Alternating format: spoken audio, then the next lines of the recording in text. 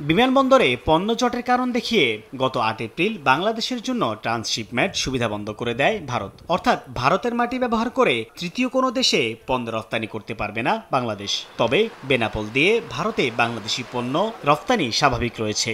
আমরা ঢাকা থেকে গার্মেন্টস শিল্প নিয়ে বেনাপোলে আসছি। আমরা ইন্ডিয়ায় ঢুকবো পেট্টাপোলে।